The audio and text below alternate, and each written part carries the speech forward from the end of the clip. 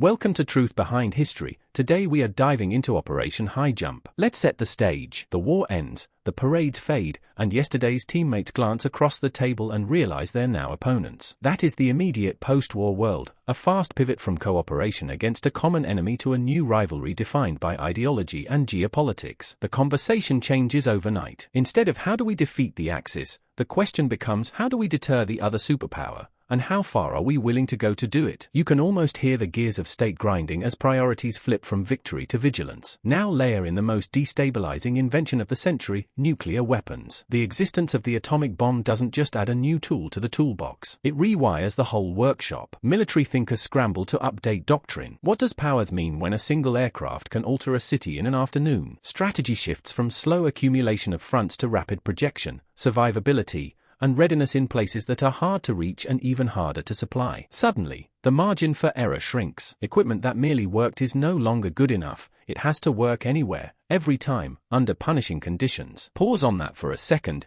Anywhere, every time. Which brings us to a place that seems, at first glance, completely impractical: Antarctica. Why would the world's navies and air arms stare at a frozen continent with no cities, no farms, and almost no people? Because in a world reorganized by long-range weapons, remote geography becomes strategic. Antarctica is a colossal natural laboratory. It sits astride vital southern sea routes and weather systems, and it's far enough from prying eyes that what you practice there stays there. If you can navigate ice-choked seas, launch aircraft in sub-zero winds, keep engines, hydraulics, and radios alive through blizzards and months of darkness, then you can project force or conduct surveillance in nearly any environment on Earth. It is less about planting a flag on a blank map and more about mastering the logistics of the extreme. Think of it like taking a prototype to the harshest proving ground you can find. If it fails, you learn. If it survives, you trust it. Enter the US Navy's stated objectives for Operation Highjump. On paper, they are straightforward, even sensible. First, large-scale training. Not a handful of specialists, but thousands of sailors and aviators learning to operate together in the coldest classroom imaginable. Second, testing military equipment in extreme conditions. That means everything from ship de-icing and fuel behavior to aircraft takeoffs on short, icy runways. You don't want to discover that a gasket cracks at -30 during a crisis. Third, research and mapping. The polar regions were still poorly charted, and accurate maps, weather data, and photographic surveys are the quiet foundation of every successful mission. In other words, you can't do strategy without geography. Finally, presence. Even without a formal claim, being there signals capability and resolve. Presence is a kind of currency in great power politics. You spend it to buy time, options, and influence. Notice the pattern emerging from these pieces. A rivalry that demands readiness everywhere. A transformative weapon that punishes sloppy planning. A remote theater that doubles as a laboratory and a stage. And an operation whose official goals, train, test, map, and be seen, fit that world perfectly. There's no need for dramatic music yet. The facts are already dramatic. When a few centralized decisions direct massive resources to a place no one lives, it reveals how power works in the modern age. Doctrine drives budgets. Budgets drive logistics, and logistics quietly shape what becomes possible. In that sense, Antarctica isn't an escape from geopolitics. It is geopolitics, distilled by cold and wind into something sharp. Hold that frame in your mind: rivalry replacing alliance, nuclear disruption forcing rapid adaptation, Antarctica as strategic classroom, and Operation Highjump as the Navy's official answer to all three. That is the world our story sails into.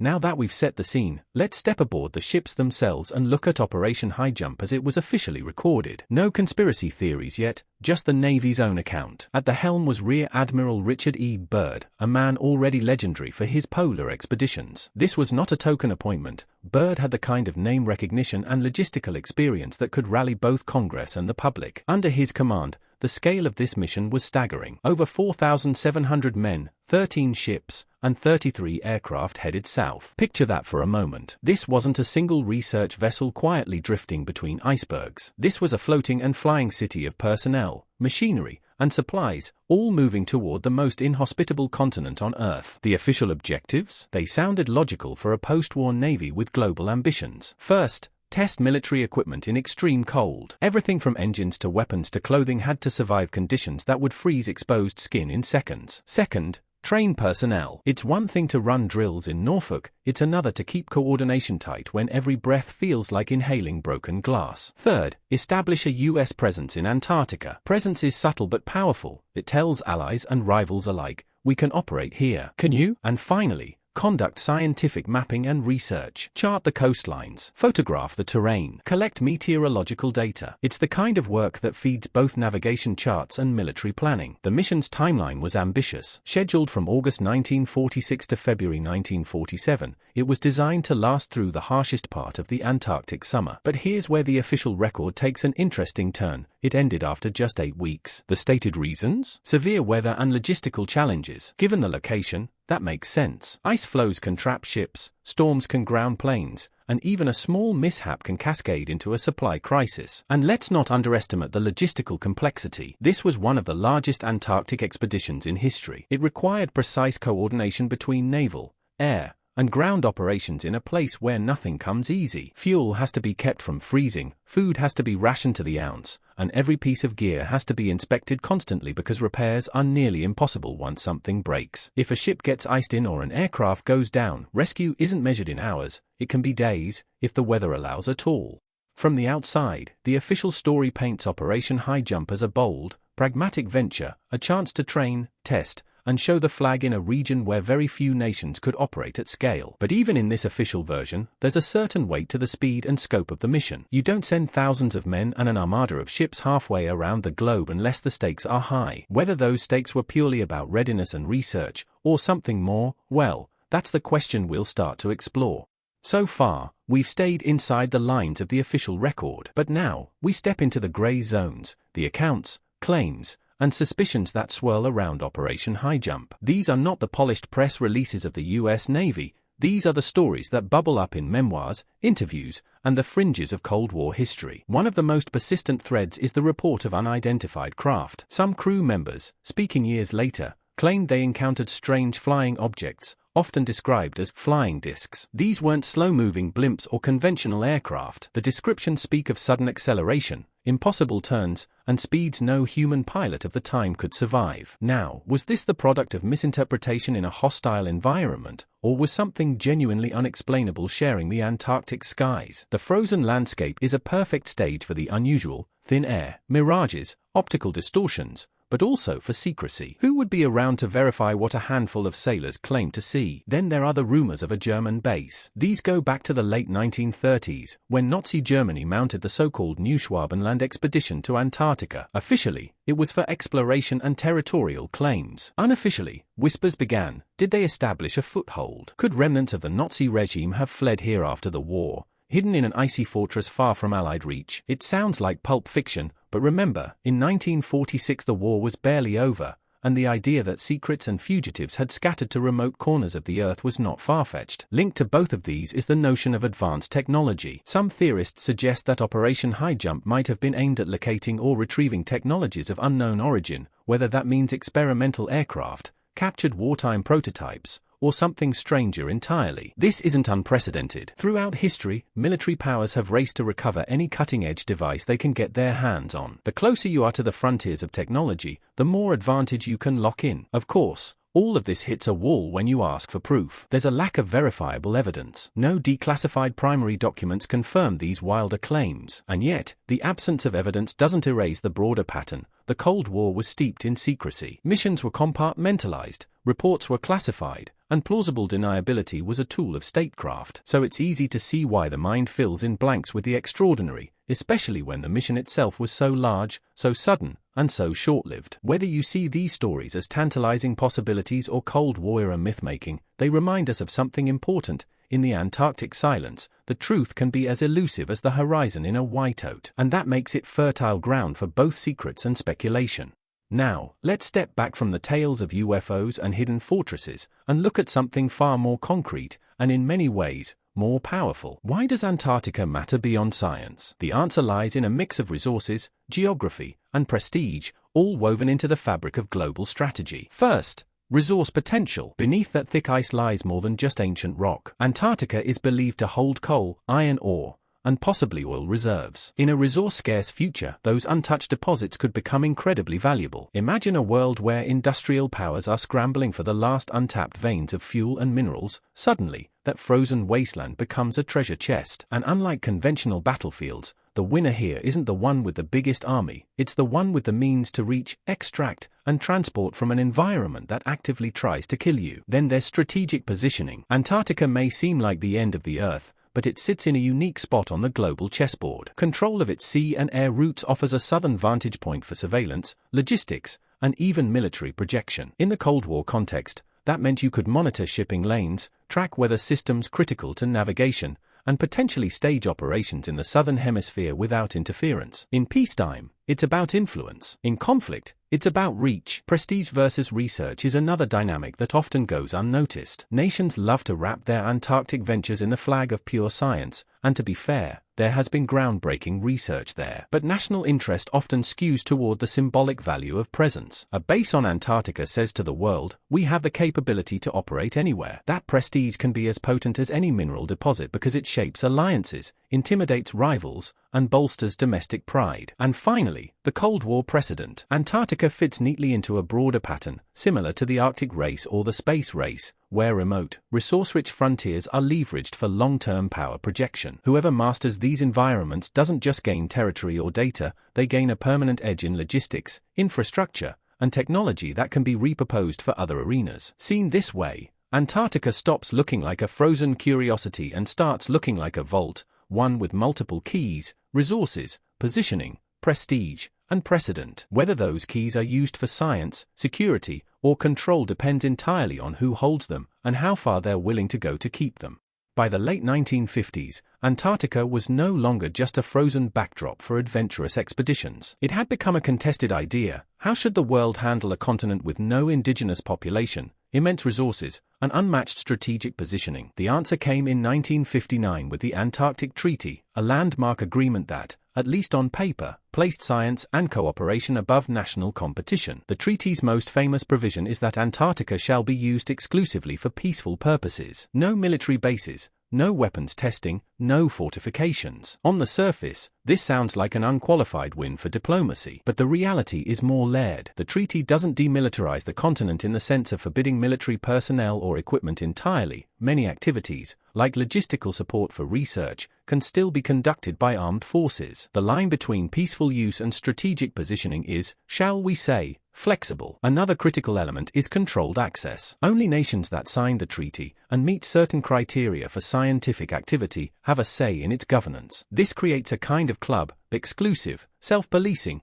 and resistant to newcomers. If you're not in the club, you have no formal voice over what happens in Antarctica. In practical terms, that means decisions about exploration, resource surveys, and even tourism are shaped by a small group of states with the capability to project presence there. Centralized governance can have its advantages: streamlined decision-making, coordinated research, and reduced risk of conflict, but it also carries unintended consequences. By locking down access, it can limit the diversity of scientific inquiry. It can delay or discourage independent expeditions. And in the realm of resources, it effectively reserves any future exploitation for those already positioned to take advantage. The treaty's language also leaves room for interpretation. Peaceful purposes and scientific investigation can be defined in ways that align with national interests. In a sense, the treaty froze not just the ice, but the political status quo of the nations involved. For all the rhetoric about shared stewardship, the governance model mirrors patterns we've seen elsewhere: centralized control justified by lofty ideals, with the long-term benefits accruing mainly to those already holding the keys. So while the Antarctic Treaty is often celebrated as a triumph of global cooperation, it's worth remembering that cooperation doesn't erase competition,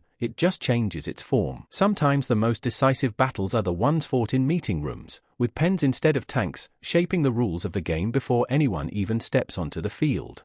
When you pull back far enough, Operation Highjump stops looking like an isolated episode and starts looking like part of a recurring pattern, one where exploration, research, and scientific language often mask deeper strategic or political goals. History gives us plenty of examples. The so-called research stations that doubled as intelligence outposts, weather monitoring programs that just happened to be positioned along key maritime choke points, expeditions framed as scientific surveys that quietly map terrain for future military use. The pattern isn't always sinister, it's often practical. Why send two separate missions when one can do both jobs? But this dual-purpose approach creates a built-in layer of secrecy. Information gets compartmentalized, reports are sanitized, and the full scope of the mission becomes visible only to those at the top. Operation Highjump fits that mold. Officially, it was about training, testing, mapping, and presence. But the scale, speed, and complexity raise questions about what other objectives might have been folded in. This isn't conspiracy, it's how statecraft works. The same ship can carry both scientists and signals intelligence equipment. The same aircraft can photograph glacier and measure radio transmissions. It's efficiency, but it also means the public record is,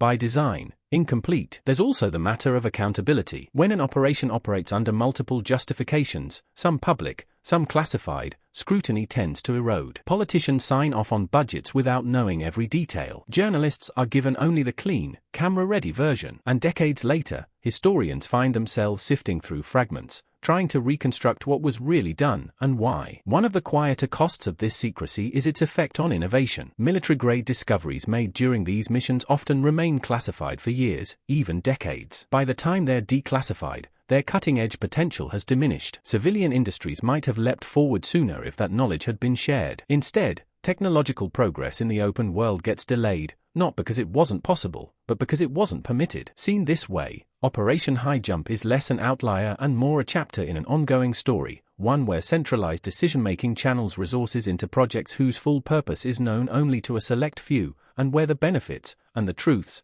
are released slowly, if at all. The question is not whether this pattern exists. The question is how many times we've mistaken the visible tip of the iceberg for the entire thing.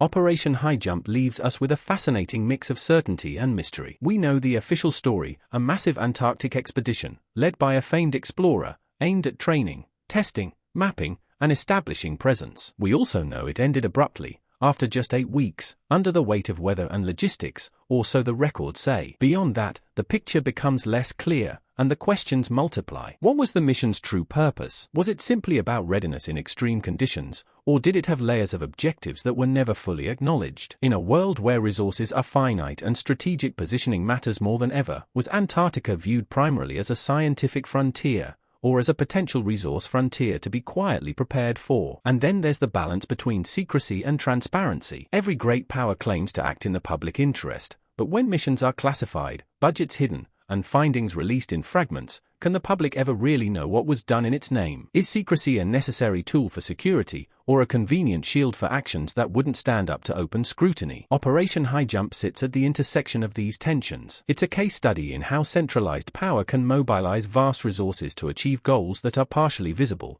partially concealed, and always subject to interpretation. That's why it still matters today, and not as a solved mystery, but as a reminder that history often leaves us with the outline of the picture, but not the whole canvas. If you've enjoyed exploring this chapter of hidden history, make sure you like this video, leave a comment with your thoughts or theories, and subscribe so you don't miss future deep dives. And if you want to dig even deeper into the stories they tried to bury, check out my book, History They Tried to Erase. The link is in the description. For those who enjoy thoughtful, entertaining history, there's a lot more to uncover, and I'd love for you to be part of that journey.